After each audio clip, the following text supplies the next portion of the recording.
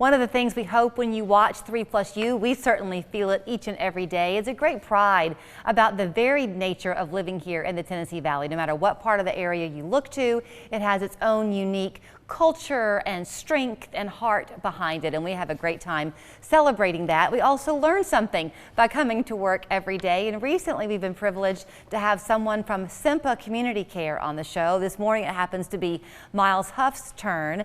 We've been talking with folks, Miles, from Cempa for a long time on the show, but only recently, I guess, have I come to truly understand how deep your roots go at Cempa. Y'all really cover a lot of territory. We do. We have a ton of programs, and I think it's important for people to know that I get often asked, is Cempa a new organization? Because we rebranded to Cempa Community Care in 2019. But we've actually been in the community for over 35 years. We began as Chattanooga Cares in the 80s, but in 2019 we shifted to from focusing just on HIV and AIDS awareness and advocacy to full community health, as well as focusing on health disparities in historically underserved communities. So the name is new, but we certainly aren't. We've been in here for a while. You know, when you talk about it, because it's the road you walk every day, it's your job, so you understand this quite well. Yeah, I think so. If you're someone like me looking at it from the outside, it takes me longer to figure it out. But then once you think about the individual people whose lives you're impacting, whether I'm ever a person who utilizes your care or not, how grateful I should be that you're there.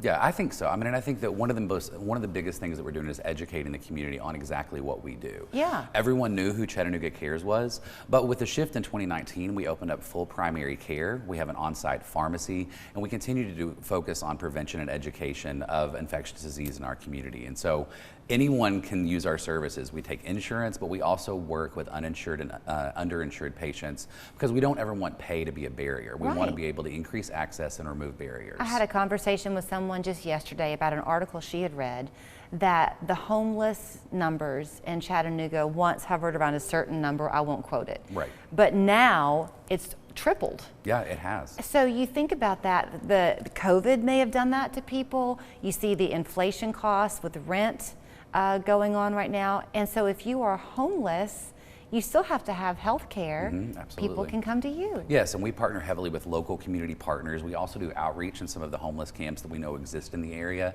And we do want people to know that that service is there, and everyone can come to us. That's the beautiful thing about Cempa and the work that we do, is that when you think of healthcare equity, having that access points for really anyone along that spectrum of socioeconomic status or experiencing homelessness, it definitely exists thanks to our community partners. Well, you've also you've been thorough with it. So you don't have only the doctor there, the clinician, but you also have a pharmacy, which means they can get it. There's no risk of them taking the prescription and never doing anything with it. Exactly. The beauty of Cempa is that if you were to walk in for an appointment, you get your services obviously on the clinical side with either our infectious disease doctors or our primary care physicians. You don't have to leave the building to get your prescription. So in terms of having people leave and having to get another appointment or having to find transportation back to get those supplies or those prescriptions, you don't have to worry about that. It's all in one building. It's a grassroots organization because, as you said, it was once Chattanooga Cares that began with Chattanoogans who cared, and they wanted to get this message out and this support out. So they were not alone, though. The community at large has responded well for a number of years now. Y'all have done Dining Out for Life. Yes, we have. It's coming back in June? June 23rd, Thursday, June 23rd. Yes, we have great local restaurants. As anybody in Chattanooga knows, we have a great food scene, and so restaurants will opt in to give a portion of their proceeds back to help support our mission and help fight against HIV. Is it too late for restaurants to sign on? No, please. If you are a restaurant owner, bar owner, brewery, anything like that, you can contact us at cempa.org, and we would be happy to have more community partners. We've had, even through the course of the pandemic with COVID-19, we still had amazing partners that were incredibly generous in spite of having losses on their own revenue. And so definitely not too late to sign up. I have a good time bragging about the city we call home. So can we brag a little bit? How lucky are we to have you here? I mean, I'm partial naturally, but I think that the community definitely is, and we've had a lot to celebrate. Obviously, the biggest focus for us is our patients, right? Our mission is to champion healthcare and in underserved communities, and so.